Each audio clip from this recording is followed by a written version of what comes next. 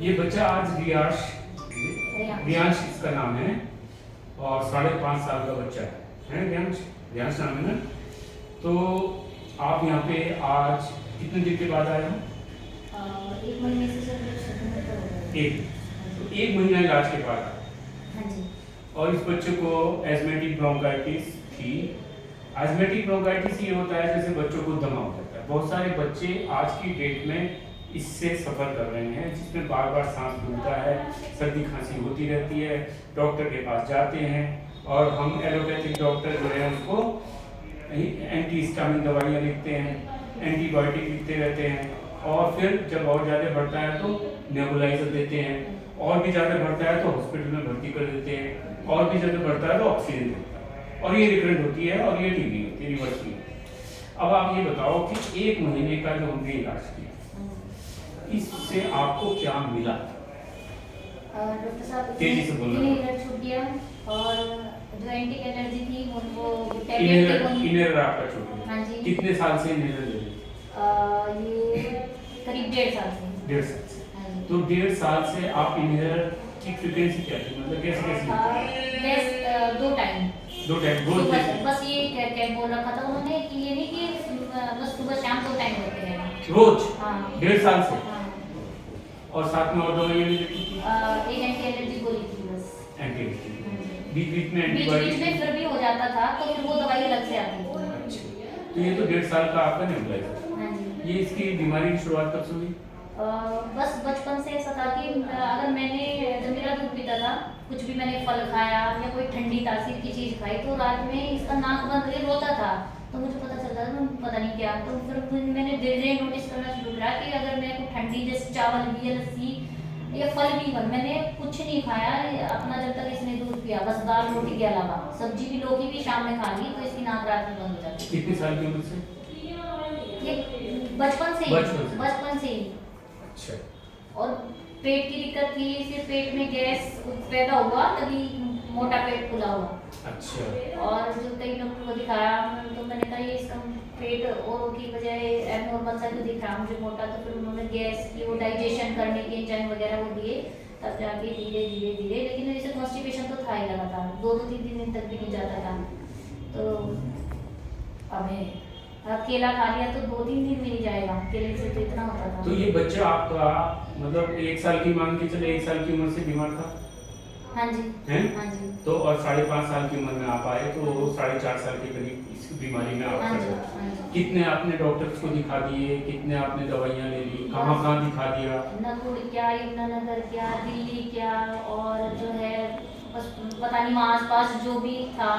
कितने दिनों में डॉक्टर के पास जाना पड़ता था? बस जब होता था तो वो तो हफ्ते भर की दवाई देंगे। हाँ। और हफ्ते भर की 20-25 दिन में जाके ये है कि से आराम लगना शुरू होता। 5-7 दिन ठीक रहा, नहीं फिर दोबारा नंबर आ जाता जाने का। मतलब मैं तो खड़ी थी वहीं पे, दवाई तो छुट्टी नहीं थी। तो एक दिन 4 में। साल की आपकी जो कहानी चली है, 4.5 साल की, जब आप मेरे पास आए थे तो आपकी मानसिक स्थिति क्या थी?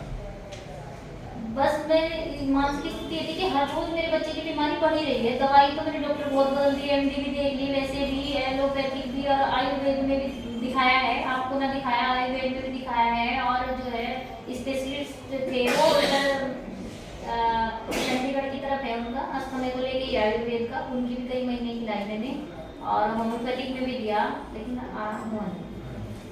तो अब 1 महीने में क्या क्या था? अब एक तो इसका जो पसीना हद से ज़्यादा आता था वो खत्म हो गया, मुंह में छाले बार बार आते थे वो नहीं रहे, कॉन्स्टिपेशन में भी राहत हो गई। और ये इनहेलर वगैरह ये सब मुझे कुछ देने नहीं पड़ते, जो आपका है वही। और सबसे बड़ी बात है 4.5 साल से कोई ऐसा दिन नहीं जाता था कि बिना दवाई के कट जाए। मैं 5-4 दिन से मेरे पास कोई दवाई नहीं है, वो खत्म हो गई थी। ये तब भी सर्वाइव इसने कर लिया। मैंने ऐसा दिन ही नहीं देखा था 4 साल में जो मेरा बच्चा बिना दवाई खाए रह लिया हो एक दिन भी। कैसा लगा आपको? ये मेरे लिए ये थोड़ी बड़ी राहत की बात है कि बिना दवाई के भी मेरा बच्चा सर्वाइव करने लगा। अच्छा फरीज में भी है कि 1 महीना तो बहुत ज़्यादा किया। अब जैसे कि शाम को ये रोटी नहीं खाता तो गेहूं की रोटी दे देती हूँ, और मतलब चावल तो ये पसंद करता है, चावल खा लेता है। सुबह में चिल्ला चिल्ला कुछ इस तरह का बेसन का हो जाता है, कभी कभी अपनी पसंद की कोई चीज़ ले भी लेता है। अब आपको पूरी होप आ गई कि बच्चा तंदुरुस्त होगा? हाँ जी। और ये डाइट वगैरह हमने क्या इम्पोर्टेंट आपको ट्रीटमेंट किया?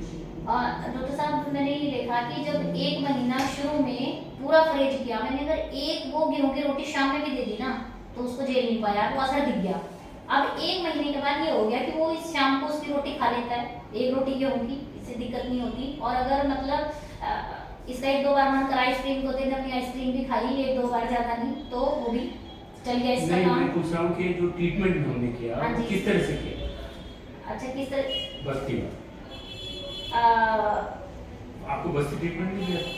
वो जो पेट में डाला? हाँ वो भी दिया था। पेट में डाला? हाँ जी, कितने हाँ दिन जी। तक डाला? 1 महीना। 1 महीना रोज डालती थी हाँ, पेट में ना? हाँ। यहाँ से लेके हाँ, के हाँ। जाना। तो उसको बस्ती ट्रीटमेंट कहते हैं। अच्छा भैया।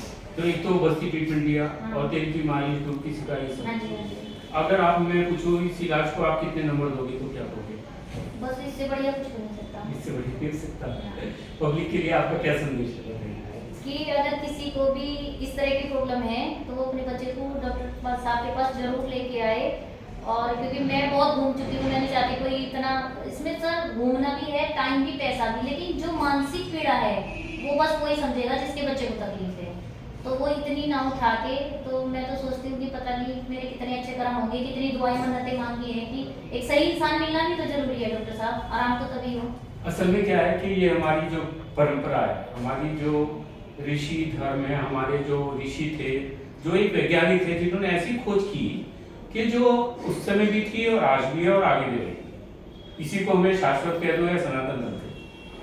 अब क्या है कि हमने जो ये बस्ती ट्रीटमेंट हम कर रहे हैं, जो पर रेक्टल न्यूट्रिशन है, वो इतनी अच्छी तरह से इन बच्चों की ग्रोथ अच्छी करता है। इन बच्चों की कोई भी chronic problem, bronchial asthmatic problem हो, ब्रेन की प्रॉब्लम हो, ग्रोथ फेलियर की प्रॉब्लम हो, एब्डोमेन की हो, लीवर की हो, स्प्लीन की हो, किडनी की हो, एवरीथिंग।